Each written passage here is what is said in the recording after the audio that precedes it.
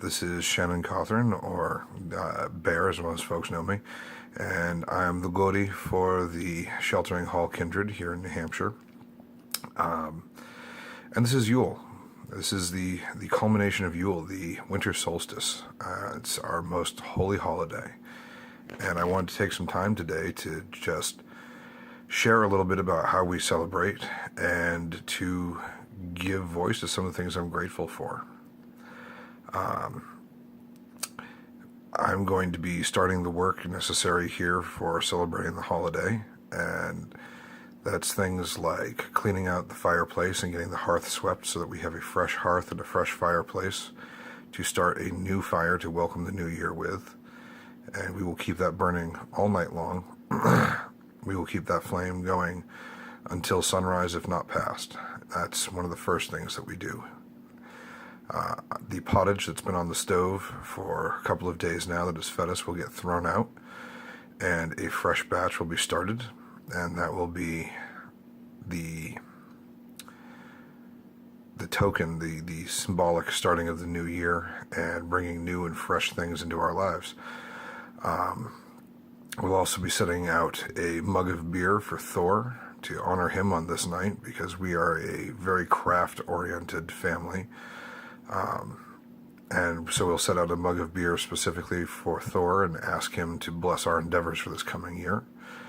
And we'll be pouring either a glass of brandy or wine or rum or something of that nature to honor Odin, as this is his holiday. And we'll ask that the Holly King bring us, blessings for this new year.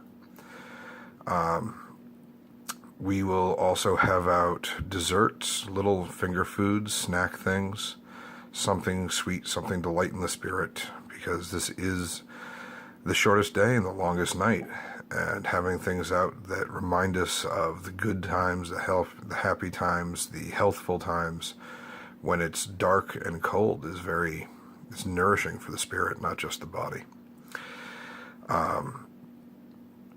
We'll also be doing some cleaning and getting the house straightened up. We'll be putting up the last of our decorations for tonight's festivities. And we'll be getting squared away for a small Yule celebration this evening. We will do another one this coming weekend where more people will be able to make it, and that'll be nice. I know that we have some folks who have already said they'll be coming down. It'll be great to see them and celebrate Yule a second time with them. But I think one of the most important things about this holiday is really to focus on the whole idea of a light in the darkness. 2016 has been a very trying year for a lot of folks. It's been very traumatic. There's been a lot of grief and a lot of death and a lot of bad things happening. It's been very difficult for friends and family and just our communities in general.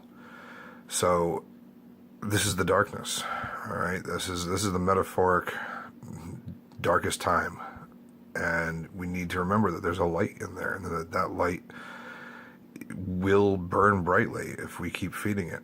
So I want to take a minute and just list off some of the good things that we've had happen this year. Reconnecting with Susan Weiss, who runs a sacred place, has been phenomenal. She's an amazing human being, and it's been our honor and our privilege to be able to help and to get to know her again. Being able to spend time with Chipicon over at Stormguard, who's probably one of the most knowledgeable and wisest women I've ever met in my life. Being able to lend them assistance and to celebrate Yule with them has been truly a privilege and an honor. We've had the privilege of being able to open our home to friends of ours who found themselves in need, and that has been a wonderful experience. Very reassuring that there are people out there who are still very good people and honorable people, and having them here has been an absolute privilege.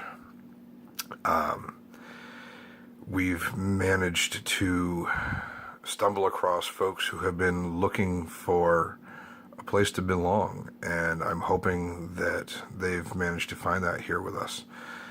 And having young heathens who are actually interested in more than just wearing a Mjolnir and listening to a Monomarth is also very refreshing and very nice. People who actually want to learn, that has been an honor and a privilege to have them in our lives.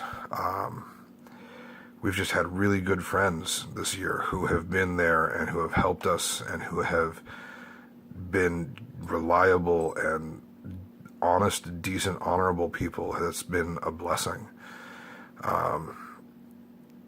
Finding ourselves more active in our community again, that has been a blessing. We have made friends this year, that have just brought so much richness to our lives that I can't say how thankful and how grateful I am for that. And I mean, to see our family, to see our kindred grow, that's been truly a blessing.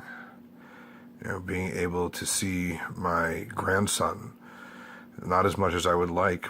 I mean, I'd like to see him more often, but to see him grow and start to become a young man, a young child, from an infant to a child, that's been a privilege.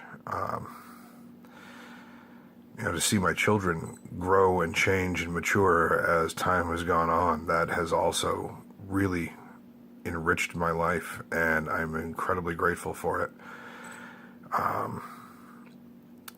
Seeing my wife's skill in her jewelry making increase exponentially has been a very strong motivating factor for me in my own craft, and has, I think, helped push me to try and advance what I do.